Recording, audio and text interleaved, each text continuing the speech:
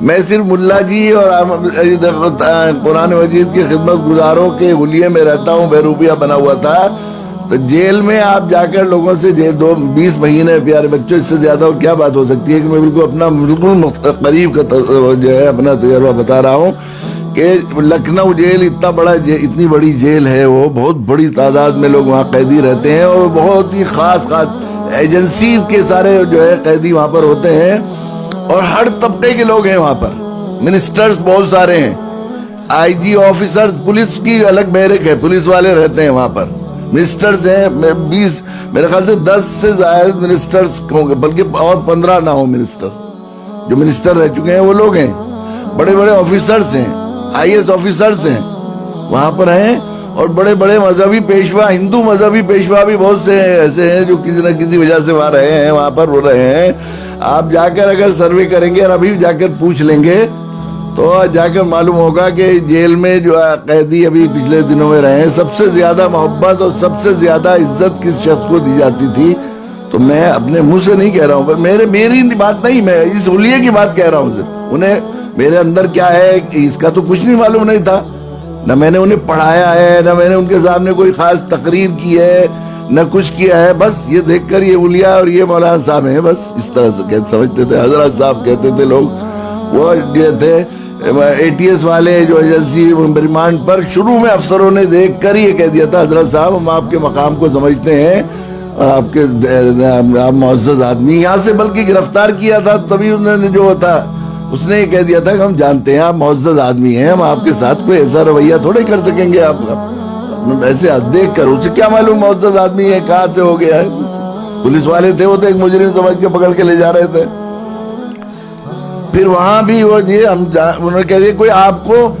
تم بھی نہیں کہے گا حضرت صاحب، یہاں اگر کوئی آپ کو ہمارا عملے کا کوئی آدمی تم کہہ دے تو آپ مجھے فوراً انٹیمیٹ کریں گے، اور فوراً یہ کہا کہ دیکھیے حضرت صاحب اگر 10 دفعہ میرے پاس آنا چاہیں گے تو آپ یہ نہیں کہیں گے کہ تھوڑی دیر میں آنا ہے، جانا ہے، ذرا ہم مصروف ہیں، فوراً لے کے آئیے گا، کوئی بھی شکایت کمپلینٹ ہو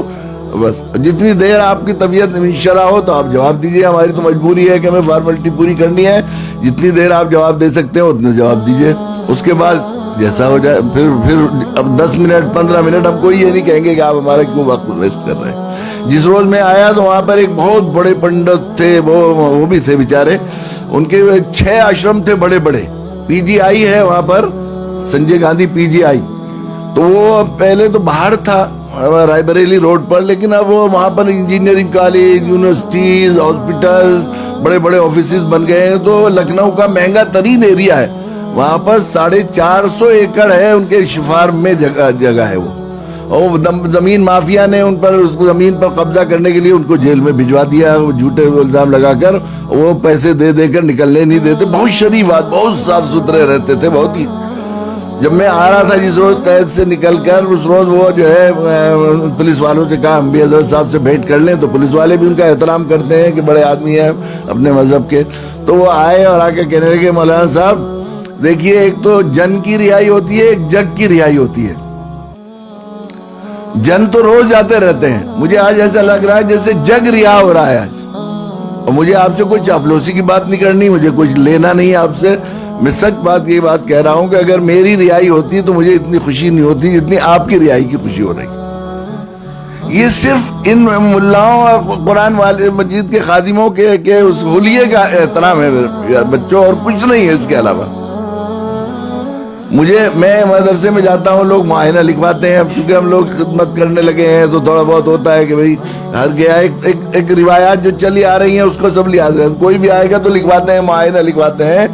تو میں معائنے کے بعد شروع سے میں نے اپنے لیے ایک وہ کیا ہے، کچھ خط لکھنا ہے، کسی کو تصدیق نامہ دینا ہے، خاک پائے خدام دین، یہ کچھ بھی جو ہے بے خیالی کے ساتھ اور کسی طرح بھی کچھ لکھ دوں میں، لیکن اس کو بہت استحضار کے ساتھ لکھتا ہوں میں، اندر سے کیفیت کے ساتھ، اور اس خیال کے ساتھ کہ معائنے بہت سے اللہ والے، اللہ کے نیک بندے مقبول گھڑی میں پڑھیں گے،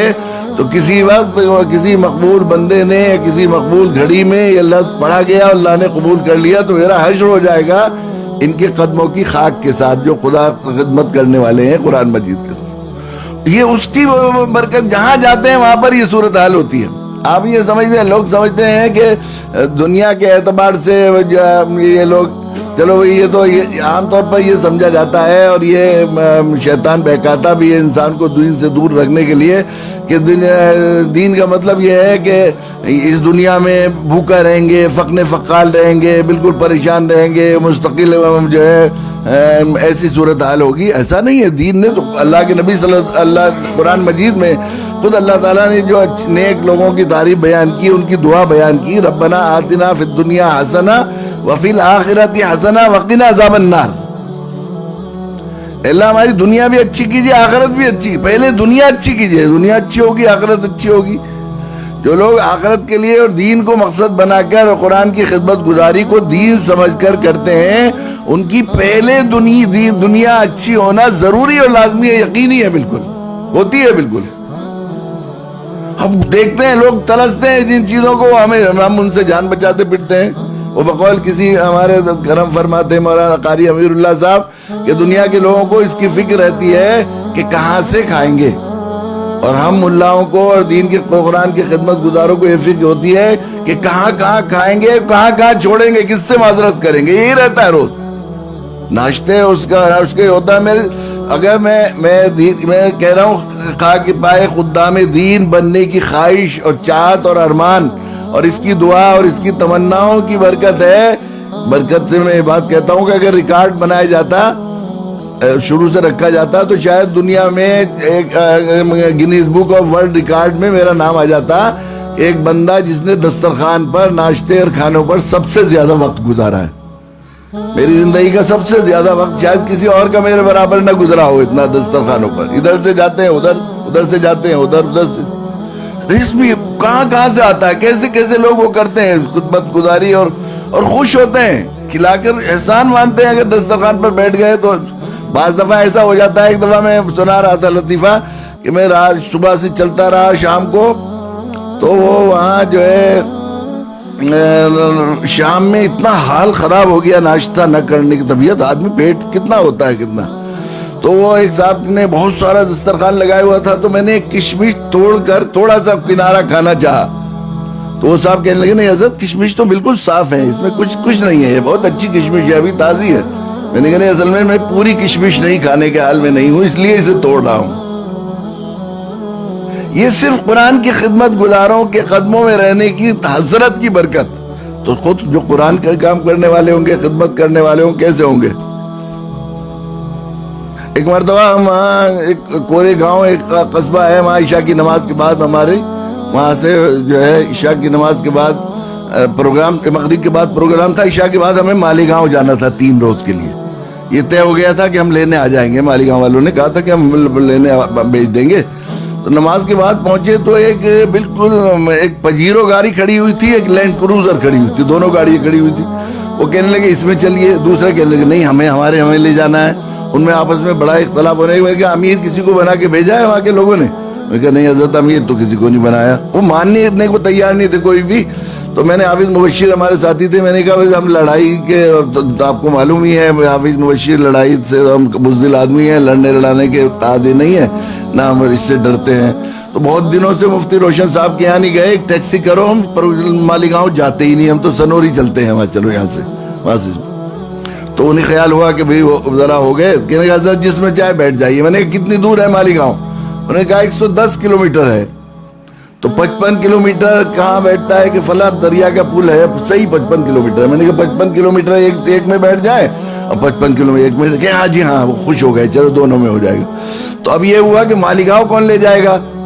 اصل تو اس کا اعزاز ہوگا جو مالیگاؤں لے جائے گا۔ تو میں نے کہا اس کے لیے قرعہ ڈالنے، تو قرعہ ڈال لیا۔ اب میں پہلی گاڑی میں بیٹھا تو انہوں نے بتانا شروع کیا حضرت آپ کو لگ تو رہا ہوگا اچھا، مگر وہ مالک صاحب ڈرائیور تھے، ان کا بیٹا ساتھ میں تھا، وہ کہ وہ ہمارے حضرت ان کے ابا جی حاجی صاحب، انہوں نے 1 مہینہ 3 دن پہلے گاڑی نکلوائی تھی اور خود بیٹھ کے نہیں آئے تھے، بلکہ ایک ڈرائیور کے ساتھ آئے تھے اور کہا تھا کہ حضرت آنے والے ہیں، وہی بیٹھیں گے سب سے پہلے گاڑی میں۔ اسی طرح کھڑی ہوئی تھی ہے کہ اس کا افتتاح کریں گے آپ۔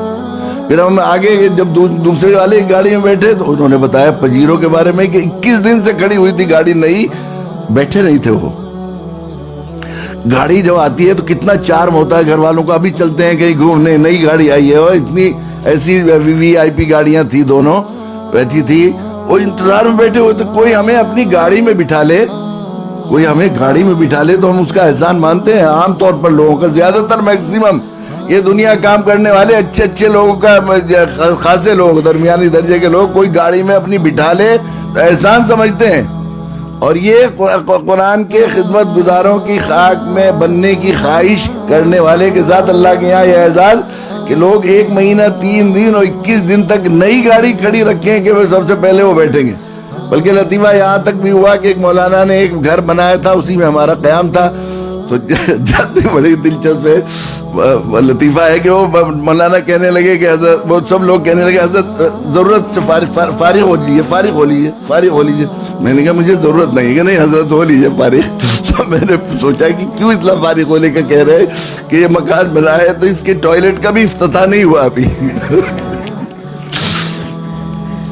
یہ میں پیارے بچوں میں اس لیے بتا رہا ہوں یہ بات کہ ذرا اپنے دل میں اپنے مقام کی پہچان خدمت. مجھے معلوم ہے کہ میں قرآن پڑھا نہیں سکتا, میں پڑھا لکھا ہوں نہیں کچھ بھی, تو میں کیسے پڑھاؤں گا. تو میں اتنا تو کر سکتا ہوں کہ